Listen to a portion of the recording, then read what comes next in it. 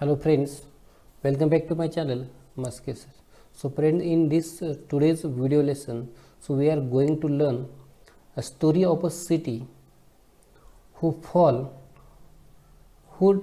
got destroyed because of their own mistakes. अशाच एका जुन्या प्राचीन ग्रीसमध्ये एका ट्रॉय नावाच्या एका शहराची ही एक कथा आहे की जे अतिशय भरभराटीला आलेलं होतं, पण त्याच शहरातल्या त्यांच्याच नागरिकांनी जी काही चूक केली त्या चुकीमुळे त्या शहराचं कशा प्रकारे पतन झालं, कशा प्रकारे ते शहर नष्ट झालं, याची अतिशय रोमांचक अशी कथा आपण आपल्या आजच्या या लेसनमध्ये पाहणार आहोत. याला 2 पार्ट्स आहेत, त्यामुळे व्हिडिओ थोडासा मोठा होण्याची शक्यता आहे. तरी पण I hope you watch till the last to understand the entire story. So let's get started. The Iliad is the story of Ilium or Troy, a rich trading city in Asia Minor near the narrow sea that leads from the Aegean to the Black Sea. की Iliad ही ilium किंवा ट्रॉयची कथा आहे. आशिया मायनरमध्ये इजिशियन पासून काळ्या समुद्राकडे जाणाऱ्या अरुंद समुद्राजवळ Troy हे अतिशय समृद्ध, अतिशय भरभराटीला आलेलं एक व्यापारी शहर होतं. It was well situated both for commerce and agriculture. In front of the city was the sea over which sailed the ships of Troy carrying goods and grains. व्यापारी आणि शेती या दोन्हीसाठी ते शहर जे अतिशय उत्तम प्रकारे वसलेलं होतं. माल आणि धान्य वाहून नेणारी ट्रॉयची जहाजे त्या समोरच समुद्र होता आणि त्या समुद्राचा वापर वेगवेगळ्या प्रकारच्या वस्तू किंवा धान्य वाहून नेण्यासाठी केला जायचा. At the back rose the high peak mount Ada from which flowed many rivers and streams. समोरच्या बाजूने निळाशार असा समुद्र होता, तर मागच्या बाजूला माउंट एडाचे अतिशय उंच असं शिखर होतं. याच पर्वतातून, याच शिखरातून अनेक नद्या आणि झरे वाहत होते. The valleys among the hills were well watered and fertile. Fertile म्हणजे सुपीक, with corn growing in fertile pits and cattle feeding on the rich grass of the meadows while sheep fed on the slopes of the hill. की व्यापाराच्या दृष्टिकोनातून किंवा अन्य दृष्टिकोनातून त्या शहराची रचना अतिशय चांगल्या प्रकारे केलेली होती. की या टेकड्यातील दऱ्यातून भरपूर पाणी व्हायचं, नद्या व्हायच्या आणि त्या दऱ्यातून जी काही त्या दऱ्यामध्ये जी काही जमीन आहे ती खूप सुपीक होती आणि याच सुपीक जमिनीतून धान्याचं पीक घेतलं जायचं आणि जे काही कुरणं होती त्या कुरणातून जनावरांसाठी चांगलं सकस असं गवत काय केलं जायचं, गवताची पैदास केली जायची. तर त्या टेकड्यांच्या उतारावर on the slopes of the hills the ship वेर फेड, की त्या म्हणजे त्या टेकड्यांच्या उतारावर मेंढ्या चारल्या जातं. अशा प्रकारे अतिशय पद्धतशीर अशी या शहराची रचना केलेली होती.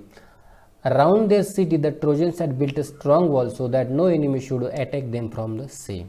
अराउंड देअर सिटी, समुद्रावरून येऊन शत्रूंनी हल्ला करू नये यासाठी ट्रोजन लोकांनी, ट्रॉयमध्ये राहणारे ट्रोजन, जसे इंडियात राहणारे इंडियन तसे ट्रॉयमध्ये राहणारे ट्रोजन्स लोकांनी त्यांच्या शहराभोवती अतिशय भक्कम अशी भिंत बांधलेली होती. The walls was so broad that people could stand and sit and walk on it. की ती जी काही भिंत होती ती इतकी रुंद होती, की इतकी जाड होती की अगदी त्या भिंतीवर लोक उभे राहू शकत, बसू शकत, चालू शकत, काही एक करू शकायची एवढी ती मोठी होती. The great gate stood open and people could go to the seashore outside and come in as they pleased. त्या शहराचे जे काही भव्य असे दरवाजे होते ते कायम उघडे असत आणि त्यातून लोक आपल्या मर्जीनुसार समुद्रावर किंवा इतर ठिकाणी बाहेर फिरण्यासाठी ये जा करत असत. But in time of war, the gates would be closed and then the city was like a strong fortress, quite safe from all attacks, protected by the walls surrounding it as well as by the hills around behind hills bend. की एरवी मात्र ते gates बंद राहायचे, उघडे राहायचे, मात्र युद्धाच्या दरम्यान मात्र ते गेट जे काही प्रवेशद्वार होते ते कायमची बंद असायची आणि जणू काय त्या शहराला एक प्रकारची नैसर्गिक तटबंदीच लाभलेली होती. कारण समोर भव्य दिव्य असा समुद्र होता आणि पाठीमागे किल्ल्यासारख्या असणाऱ्या त्या टेकड्यामुळं अनेक प्रकारच्या सर्व प्रकारच्या हल्ल्यापासून नैसर्गिकरित्याच त्या शहराचं रक्षण होतं. Thus, Troy was a strong city, strongly protected by its walls and strongly defended by its brave soldiers. अशा प्रकारे ट्रॉय जे नगर आहे ते अतिशय भक्कम होतं. भिंतीमुळे तर त्याची सुरक्षितता होतीच, पण तिथले जे सैनिक आहेत ते सैनिकसुद्धा अतिशय शूर होते. त्याच शूरपणामुळेच ते शहर जे असं बाहेरच्या सर्व प्रकारच्या हल्ल्यापासून अगदी सुरक्षित होतं. But all the kings and heroes of Greece had declared war against the Trojans because Paris the prince of Troy had persuaded Helen, wife of a Greek king Menelaus, to elope with him. पण नंतर अशी काही एक घटना घडली ज्यामुळं, मग ती घटना काय होती की ट्रॉयचा जो राजकुमार आहे पॅरिस आहे याने ग्रीक राज्याचा जो राजा आहे मेनेलॉस याच्या पत्नीला फूस लावून त्याच्याबरोबर पळून आणण्यासाठी, म्हणजे तिला फूस लावली, तिला असं भरवलं की ज्यामुळे ती तिच्या नवऱ्याला म्हणजेच ग्रीकच्या राजाला सोडून याच्याबरोबर पळून ट्रॉयला आली. आणि ह्याचमुळे कदाचित ग्रीसच्या सर्व योद्ध्यांनी राजांनी ट्रॉय विरुद्ध युद्ध पुकारले होते. He had brought her to Troy. The Greeks wanted to take revenge on Troy for the wrong done to Menelaus. आणि पॅरिसने जे काय, पॅरिस आता लक्षात ठेवा, पॅरिस म्हणजे हा ट्रॉयचा राजकुमार आणि मेलेनॉस म्हणजे ग्रीकचा राजा आणि हेलेन म्हणजे मेलेनॉसची पत्नी. मग जे काही पॅरिसने जे काही दुष्कृत्य केलेलं होतं, जे काही चुकीची गोष्ट केलेली होती ग्रीकांसोबत, त्याचा बदला यांना घ्यायचा होता. त्यांच्या राजाच्या बाबतीत ज्यांनी जी काही चुकीची गोष्ट केली त्याचा बदला त्यांना घ्यायचा होता. म्हणूनच they sailed Troy and laid siege to the city. The Trojans too fought hard. The siege continued for 10 long. siege म्हणजे 10 long years. आणि म्हणूनच ते जहाजातून समुद्रमार्गे ट्रॉयला आले आणि त्यांनी त्या शहराला वेढा घातला. ट्रोजन लोक तितकेच धाडशी होते, तितकेच शूर होते आणि या दोन्ही बाजूच्या शूरपणामुळे कदाचित हा लढा जो आहे, हा जो वेढा आहे सैनिकांचा, ग्रीकच्या लोकांचा, अगदी 10 वर्ष चालला. Fighting went on daily but the siege did not end. लढाई दररोज होत होती पण वेढा मात्र काही 10 वर्ष उठला नाही.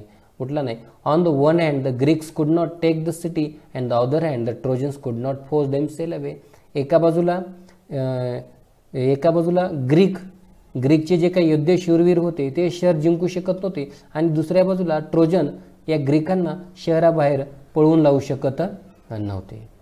Every day the Trojans came out of their gates and the Greeks came out of their tents and ships and the fighting went on. दररोज ट्रोजन हे ट्रॉयचे सैनिक त्या प्रवेशद्वारातून बाहेर यायचे आणि हे जे ग्रीकचे सैन्य आहेत त्यांच्या तंबूतून, त्यांच्या जहाजातून बाहेर येत आणि त्यांचं युद्ध चालायचं. Sometimes there were great battles between the two आर्मीज. कधीकधी दोन्ही सैन्यामध्ये घनघोर अशी लढाई व्हायची. Sometime there way single fights between two great heroes. आणि तर कधीकधी दोन्हीकडच्या शूरवीरामध्ये, योद्ध्यामध्ये द्वंद्व म्हणजे युद्ध व्हायचं. Sometime the Trojans had the better of it and sometime the Greeks but still the fighting winner. कधीकधी त्याच्यामध्ये ट्रोजन लोकांची सरशी व्हायची तर कधीकधी ग्रीक लोक जिंकायचे. मात्र लढाई मात्र संपलेली नव्हती, ती चालूच होती. Great heroes on both side were killed in the course of the. आणि दरम्यानच्या या युद्धाच्या काळामध्ये दोन्हीकडले जे काही महान योद्धे होते, शूर योद्धे होते, ते ठार झालेले होते. After leading the defence of his city for 9 years the brave hectare was at last killed by Achilles whom none could resist. आणि शेवटी जो एक शूर होता ज्याचं नाव होतं, ज्याने 9 वर्ष आपल्या या युद्धाचं काय केलं होतं, नेतृत्व केलं होतं, आपलं शहर सुरक्षित केलेलं होतं. तो शूरवीर हेक्टर हा अकिलीसकडून मारला गेलेला होता. हा अकिलीस असा होता की ज्याचा कुणी प्रतिकार करू शकत नव्हतं. पण आणखी काय, but Achilles himself was killed later on by poison arrow that entered his the only part of his body where he could be wounded. पण कालांतराने काय झालं, अकिलीस देखील एका विषारी बाणाने तो देखील ठार मारला गेला की त्याचा जो विषारी बाण आहे त्याच्या पायाच्या टाचाला लागला की ज्याचा टाच हा एकमेव त्याच्या पायाचा भाग होता, त्या चेहऱ्याचा भाग होता की जो उरलेला होता, तो झाकलेला नव्हता. आणि पुढं काय झालं, still later Paris himself was killed also by a poison arrow. आणि अशाच प्रकारच्या विषारी बाणाने जो ट्रॉयचा राजकुमार होता त्याचा देखील मृत्यू झाला. The Trojans were tired of being shut up in their city and the Greeks were longing to see their homes again but still the fighting went on. आणि अशा प्रकारे ट्रोजन लोक शहरात राहून स्वतःला बंदिस्त करून कंटाळलेले होते आणि ग्रीकांना आपल्या घरी जाण्याची ओढ लागलेली होती. तरी पण युद्ध मात्र काही संपलेलं नव्हतं, युद्ध मात्र ते चालूच होतं. तर आता पाहूया दुसऱ्या भागामध्ये नेमकं काय घडलं. In the second part of the story, at last Troy was taken not by force but by a trick. It was the cunning Odysseus who thought of a plan to obtain the victory. अखेरीस Greek सैन्यातील जे काही योद्धे होते त्यांना कळून चुकलं की आता शक्तीने किंवा जबरदस्तीने आपण ट्रॉय कदाचित घेऊ शकणार नाही. तेव्हा आपण काय करूया, ट्रॉय मिळवण्यासाठी आपल्याला काहीतरी युक्तीच करावी लागेल अशी एक कल्पना त्यांना सुचली. आणि त्यांचा जो एक कावेबाज योद्धा होता ज्याचं नाव होतं ओडिसियसने एक योजना तयार केली. ज्या योजनेचा अंमल केला तर त्यांना ट्रॉय कदाचित जिंकता येऊ शकत होतं. तर ती योजना काय होती नेमकी. Let us build a great wooden horse, he said, big enough to hold men inside it and let some of our best fighters hide inside the horse. Then let us burn our tents and pretend to sail away in our ships. But instead of sailing away, we will return in the night. When the Trojans are asleep, we will attack the city, burn and kill. काल त्यांची ती युक्ती काय होती, त्यांनी सांगितलं की आपण एक प्रचंड मोठा लाकडी घोडा तयार करूया. इतका तो घोडा प्रचंड असला पाहिजे की त्या घोड्याच्या आत काही आपली माणसं, आपले काही योद्धे लपून राहू शकतील. आणि मग काय करायचं, मग आपण आपले तंबू, आपले जे काही टेंट्स आहेत ते सगळे जाळून टाकायचे आणि जहाजात निघून गेल्याचं, आपण हे शहर सोडून गेल्याचं नाटक करायचं, बहाणा करायचं. आणि घरी जाण्याऐवजी रात्रीच ट्रोजन्स गाढ झोपेत असताना पुन्हा या शहरावर हल्ला करायचं आणि जाळपोळ करून या शहरातल्या नागरिकांना मारून टाकायचं आणि याच्यावर कब्जा करायचे, अशी ओडिसियसची कल्पना होती. The Greek leader decided to follow the advice of the Odysseus. आणि अशा प्रकारे जे काही ग्रीकचे लीडर्स होते त्यांनी देखील ओडिसियसची कल्पना मान्य झाली आणि त्यांनी त्याचा सल्ला अंमलात आणण्याचं ठरवलं. So great heroes of horse of wood was made by skillful engineer, and the greatest heroes, Menelaus, Odysseus himself, and others entered it. The last man to go in being the architect himself, who knew the secret of opening and shutting the entrance. अशा प्रकारे अतिशय भव्य दिव्य असा भला मोठा लाकडी घोडा तयार केला आणि त्या घोड्याच्या आतल्या भागात अगदी जे काही योद्धे होते, लढवे, अगदी चिवट असे योद्धे, मग त्यामध्ये राजा मेलेनॉस, स्वतः ओडिसियस आणि इतर काही जे काही लोक शूर होते त्यांना प्रवेश देण्यात आला. आणि सर्वात शेवटी त्या घोड्याच्या आतल्या भागात प्रवेश करणारा व्यक्ती म्हणजे तो होता शिल्पकार, की ज्याला तो घोड्याचा प्रवेशद्वार उघडण्याचं आणि बंद करण्याचं जे काही गुपित माहिती होतं तो सर्वात शेवटी त्या घोड्याच्या आतल्या भागामध्ये शिरला. आणि मग पुढं काय झालं, that evening the Greeks burn their tents and sailed away in their ships but they did not go very far. Only one man was left behind to pursue the Trojans to drag the horse inside the city, into their city. आणि मग त्या रात्री काय झालं, Greek लोकांनी आपले सगळे तंबू जाळून टाकले आणि आपल्या जहाजातून ते निघून गेले. पण ते फारसे दूर निघून गेले. हे त्यांचं एक प्रकारचं षडयंत्र होतं. आणि फक्त एकाच व्यक्तीला त्यांनी पाठीमागे ठेवलं की जो व्यक्ती काय करेल की या ट्रोजन्स लोकांना तो घोडा आत नेण्यासाठी उद्युक्त करेल. अशाच एका व्यक्तीला त्यांनी त्या ठिकाणी ठेवलेलं होतं. बाकी मात्र जहाजातून निघून गेले होते पण ते फार दूरवर निघून गेलेले नव्हते. तर अशा प्रकारे फक्त एक ग्रीक सैनिक ट्रॉयच्या लोकांना पटवण्यासाठी, तो घोडा आत नेण्यासाठी, त्यांना उद्युक्त करण्यासाठी मागे राहिलेला होता. The next day Trojans woke up expecting to go out and fight as they had done for the past 10 years. की दुसऱ्या दिवशी ट्रोजन मागच्या 10 वर्षापासून जे काम करत होते, सकाळी नगराच्या बाहेर, शहराच्या बाहेरून युद्ध करायचं, त्या अपेक्षेने ते सगळेजण उठले. What delight and surprise they felt at the sight they saw on the seashore outside the walls. It seemed that the long siege was over at last. The tents had been burnt, the shore was deserted and the Greek ships had all gone. आणि शेवटी पाहतात तर काय, त्यांना एक आश्चर्याचा धक्काच बसला. त्या शहराच्या नगराच्या बाहेरचे तंबू, टेंट जळून टाकलेले होते, किनारा अगदी सामसूम होता आणि ग्रीक लोक आपली जहाजे घेऊन कधीचीच निघून गेलेली होती. It's peace at last, they cried and opened wide their gates and came out in large numbers on the plain, glad to be free again to go where they pleased. आणि शेवटी चला शांतता झाली आणि एकदाचा जो काही वेढा होता मागच्या 10 वर्षाचा तो आता सुटला, म्हणून त्यांनी आपल्या शहराची प्रवेशद्वार उघडली आणि आता ते अगदी पक्षासारखी मुक्त होती. ज्यांना कुठे जायचं तिथे जाण्यासाठी ती अगदी आता पुन्हा एकदा मुक्त झालेली होती. Then they saw on the sands the huge wooden horse. They gathered round it an astonishment, for it was indeed a wonderful piece of work. पण अचानक त्यांची नजर त्याच समुद्राच्या वाळवंटात म्हणजे वाळूमध्ये एक अजस्त्री घोडा पाहून त्यांना एक आश्चर्याचा धक्काच बसला आणि अगदी आश्चर्यचकित होऊन ते त्या घोड्याभोवती जमा झाली, कारण तो घोडा म्हणजे एक अतिशय उत्कृष्ट अशी कलाकृती होती. As they were wondering how the horse had been built and why it had been left behind, they found a Greek with his hands tied together lying under it. मग त्यांना एक प्रश्न पडला की हा घोडा कोणी तयार केला असेल आणि का तयार केला असेल आणि हा या ठिकाणी पाठीमागे का बरं शिल्लक ठेवला असेल, याचं त्यांना आश्चर्य वाटलं. आणि एवढंच नाही तर त्याच ठिकाणी त्या घोड्याखाली हात बांधलेल्या अवस्थेत एक ग्रीक देखील त्यांना त्या ठिकाणी दिसला. मग पुढं काय झालं बघा. When the Trojans dragged him out, the man pretended to be very frightened of them.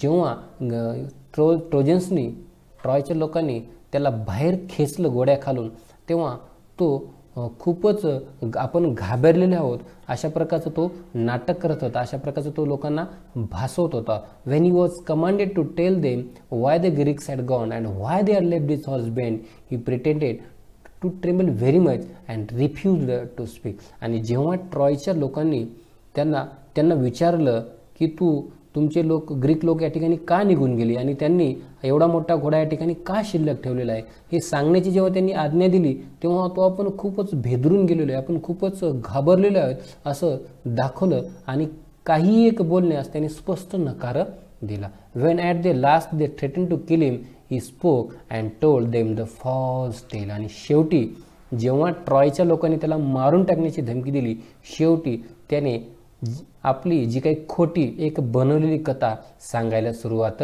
केली. आणि ती कथा कशी होती तर ती कथा बघा. The Greeks are tired of the long war and have sailed away in their ships, he said. त्यांनी पुढे सांगितले की जे ग्रीक लोक आहेत ते युद्धाने खूप थकून गेले होते, म्हणून ते जहाजात बसून निघून गेले. But they are afraid of the long voyage home too, and so they have made this horse and left it as an offering to the god of the sea.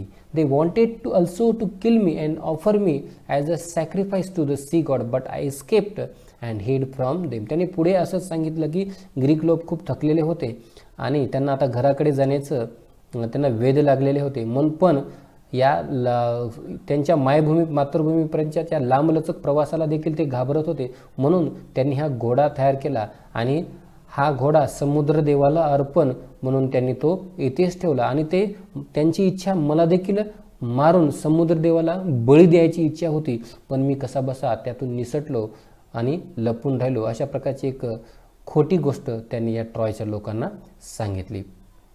But why did the Greeks made make such a huge horse some of the Trojans asked. मग काही trojans लोकांनी विचारलं की मग Greek लोकांनी एवढा भव्य एवढा मोठा घोडा का बरे तयार केला.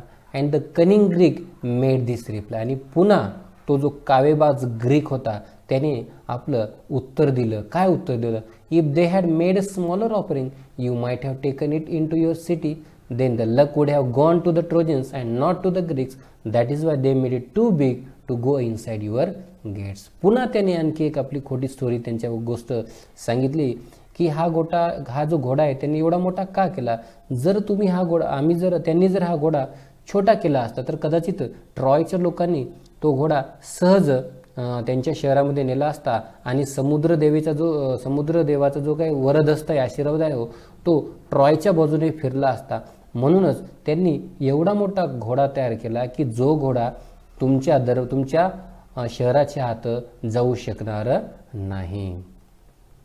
The Trojans were delighted to hear this. आणि अशा प्रकारचं ऐकल्यावर ट्रोजन्स मात्र अतिशय आनंदी झाले. The Greeks have gone they said and the walls are no longer necessary. Let us make a hole in the wall and drag the horse in. म्हणतात ना विनाशकाले विपरीत बुद्धी. अगदी तशाच प्रकारचं झालं. आणि ग्रीक गेलेच या गोष्टीनं ते एवढे उत्तेजित झाले की त्यांनी त्यांनी स्पष्ट करून टाकलं की आता ग्रीक लोक गेलेले आहेत आणि आता कसल्याही प्रकारच्या भिंतीची गरज नाही. तेव्हा आपण या भिंतीला छिद्र पाडूया आणि या घोड्याला आत खेचत नेऊया. असं झाल्यावर काय झालं बघा. Their priest warned them not to do. त्यांचा जो धर्मगुरू आहे ट्रोजन्स लोकांचा त्यांनी त्याला तसे न करण्याचा सक्त इशारा दिला. It may be a trick that will ruin us. He said you will bring disaster on the city if you break down the walls. त्यांनी पुढे असं सुद्धा सांगितलं की ही आपल्याला हरवण्याची आपल्या शहराला नेस्तनाबूत करण्याची ग्रीकच्या लोकांची एक युक्ती असू शकेल. आणि जर तुम्ही भिंत पाडली तर तुम्ही एक प्रकारचं शहरावर अतिशय मोठं संकट आणणार. अशा प्रकारची सक्त ताकीद या धर्मगुरूंनी या ट्रॉयच्या लोकांना दिली. But the people were so excited that they paid no attention to his words. They broke down the part of the strong wall in order to drag the horse. पण ग्रीक एवढे उत्तेजित झाले होते की त्यांनी त्यांच्या धर्मगुरूंचा सल्ला अजिबात मानला नाही आणि अतिशय मोठं असं एक छिद्र करून त्यांनी त्यांच्या भिंतीचा एक मोठा भाग काय केला फोडून त्या घोड्याला काय केलं त्यांनी त्यांच्या शहराच्या आत नेलं. All that day Trojans feasted and drank and celebrated. त्या संपूर्ण रात्री या सर्व ट्रोजन लोकांनी मेजवानी करून दारू पिऊन त्यांचा जो विजयाचा उत्सव आहे तो साजरा केला. पुढं आफ्टर ऑल देअर सेलिब्रेशन, कारण हा जो वेढा आहे तो तब्बल 10 वर्षानंतर उडलेला होता आणि खऱ्या अर्थाने त्यांना त्याचा आनंद झाला होता आणि तो आनंद त्यांना सेलिब्रेट करायचा होता. पुढं काय झालं. After all their celebration they went to sleep and slept soundly. But that day of rejoicing was soon followed by a night of terror and death. पुढं काय झालं. समारंभानंतर सेलिब्रेशननंतर अर्थातच ते एवढे गाढ झोपी गेली आणि त्या आनंदाच्या दिवसापाठोपाठ एक अतिशय भयरात्र किंवा मृत्यूरात्रच त्यांच्या नशिबामध्ये येणार होती. The Greek ship had not sailed फार. अगदी त्यांच्या ओडिसियसने ठरवलेल्या युक्तीनुसार ग्रीकचे जे जहाज आहे ते फारसे दूर गेलेले नव्हते. As soon as they were hidden by an island they had lowered their sails and drop their anchors and waited for the night. ते फारसे दूर गेलेली नव्हती. एका बेटामागे ती सगळी लपून बसलेली होती. त्यांनी त्यांच्या जहाजाची शिडी त्या ठिकाणी उतरली, ती नांगर टाकली आणि रात्र होण्याची ते त्या ठिकाणी वाट पाहत होते. पुढं काय झालं बघा. In the darkness, the fleet sailed back, and the leading ship was Agamemnon's bore a red light high on its masts. आणि अंधार पडल्यावर परत तो जहाजांचा जो ताप आहे तो मागे फिरलेला होता आणि त्यातमध्ये सर्वांचे म्हणजे जे ॲगमेनॉनचे जहाज होते ते सगळ्यांचे नेतृत्व करत होते. त्याच्या उंच त्या डोलकाठीवर लाल दिवा लागलेला होता. The Greek who was watching for the return for the fleet crept to the wooden horse and gave the signal. आणि त्या घोड्याच्या आत जे ग्रीक होते त्यांनी त्या घोड्याखाली म्हणजे तो बांधलेला जो ग्रीक एक शिल्लक राहतो तो त्या घोड्याखाली सरपटत गेला आणि त्याने त्यांना एक इशारा दिला बाहेर येण्यासाठी. The side of the horse opened, the Greeks climbed out and opened the gates. The whole Greeks army entered the sleeping city. Immediately the Greeks set fire to house and towers and palaces and began to burn and kill. आणि घोड्याची एक बाजू उघडली गेली आणि Greek सैनिकांनी बाहेर उड्या मारल्या आणि दरवाजे उघडले. संपूर्ण ग्रीक सैन्य त्या झोपलेल्या शहरामध्ये त्यांनी प्रवेश केला. ग्रीकांनी ताबडतोब घरे आणि मनोरे, राजवाडे आगी लावून ट्रोजन लोकांना ठार मारायला सुरुवात केली. Troy was filled with the site of leaping flames and the sound of shouting and the noises of weapons and the cries of vaping a woman. Troy शहर लपेटत्या ज्वालांनी, तिथल्या नागरिकांच्या आरडाओरडांनी, शस्त्रांच्या आवाजाने, रडणाऱ्या स्त्रियांच्या किंकाळांनी अगदी भरून गेलेले होते. The sleeping Trojans sprang out of their beds but they were taken by the surprise. Their enemies were right inside their walls and many of the Trojans were killed before they could put on their armor and seize their weapons. पण अंतरुणाच्या बाहेर येण्यापूर्वीच ते लोक एवढे भयचकित झालेले होते की आपले शस्त्र घेऊ शकतील, आपले चिलकत अंगात घालू शकतील एवढाच वेळ त्यांना मिळाला नाही आणि त्यापूर्वीच ग्रीक लोकांनी त्यांना ठार केलेलं होतं.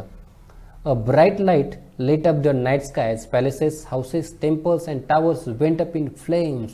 राजवाडे, घरे, देवळे, मनोरे सगळे आगीच्या ज्वालांनी अगदी वेढलेले होते. त्यामुळे रात्रीचं आकाश या भगभगत्या प्रकाशाने अगदी उजळून गेलेलं होतं. The trojans fought as well as they could but it was all the Wien. Trojans लोक शूर होते, त्यांनी सुद्धा आपल्या प्रयत्नांची पराकाष्ठा केली, पण शेवटी ते त्या शहराला वाचू शकले नाही. Old king Priam was killed with all his brave sons. जो म्हातारा तो राजा होता प्रियम, त्याच्या सर्व शूर मुलासह मारला गेलेला होता. Hectares wife was and his old mother and sister were carried off as slaves by the conquerors. आणि जे काही विजेते होते ग्रीक लोकांनी, ग्रीक लोकांनी हेक्टरची पत्नी, त्याची वृद्ध आई यांना त्यांनी गुलाम बनवून आपल्याबरोबर नेले. मात्र यामध्ये their fate was in contrast to Helen's when King Menelaus rushed through the city looking for her and found her in her palace. पण त्यांचं नशीब हेलन एवढं बलवत्तर नव्हतं, चांगलं नव्हतं. जेव्हा राजा मेलेनॉसने तिला शोधण्यासाठी शहरभर तो धावला, त्याने शोधलं त्याला, तेव्हा ती राजवाड्यामध्ये सापडली. She hung her head in shame and sorrow as she faced her former husband. आणि जेव्हा ती आपल्या पूर्वीच्या नवऱ्यासमोर आली तेव्हा मात्र तिची मान शर्मेने खाली गेलेली होती. Her voice was choked with emotion and when she could not speak. तिचा आवाज भावनेने, दुःखाने तिचा कंठ दाटून आलेला होता आणि ती पुढे काही बोलू शकत नव्हती, कारण तिचा जो पूर्वीचा नवरा होता तो तिच्या समोर होता. But Menelaus forgave her and she went back with him, for its was only Aphrodite who had turn her heart away from her home and her husband and her child. मेलेनॉसने देखील तिला माफ केलं होतं, कारण तिचे घर, तिचा नवरा, तिची मुले बाळे याच्यापासून तिला दूर नेण्यास ॲफ्रोडाइट नावाची एक देवता होती, तीच देवता कदाचित कारणीभूत होती असा मेलेनॉसचा समज होता. म्हणून कदाचित त्याने हेलेनला काय केलं, माफ केलं आणि आपल्यासोबत तो आपल्या राज्यामध्ये तो घेऊन गेला. पण इतर लोकांचं म्हणजे हेक्टरची पत्नी, त्याची आई यांचं मात्र नशीब फारसं काही चांगलं नव्हतं, कारण त्यांना गुलाम बनवण्यात आलं आणि त्यांच्यासोबत नेण्यात आलं. Wien morning came nothing was left of the proud rich city that had resisted attack for 10 years. जेव्हा सकाळ झाली तेव्हा मात्र ज्या शहराने ग्रीक लोकांच्या हल्ल्याला 10 वर्ष न डगमगता तोंड दिलं होतं, अतिशय चांगल्या प्रकारे त्या सैन्याचा प्रतिकार केलेला होता, त्या शहरात सकाळी मात्र त्या शहराचा जे काही अभिमान होता, त्या शहराचा जो काही वैभव होतं ते मात्र काहीच शिल्लक राहिलेलं नव्हतं. ते शहर अगदी राख रांगोळीमध्ये प्रवर्तित झालेलं होतं. तर मित्रांनो, अशा प्रकारे आतताईपणा किती आपल्याला महागात पडू शकतो, आपल्याला किती संकटात ढकलू शकतो, त्याचे एक उत्तम उदाहरण म्हणजे आपला ही आजची स्टोरी आहे. I hope that you like this story very much. So thank you very much for watching this.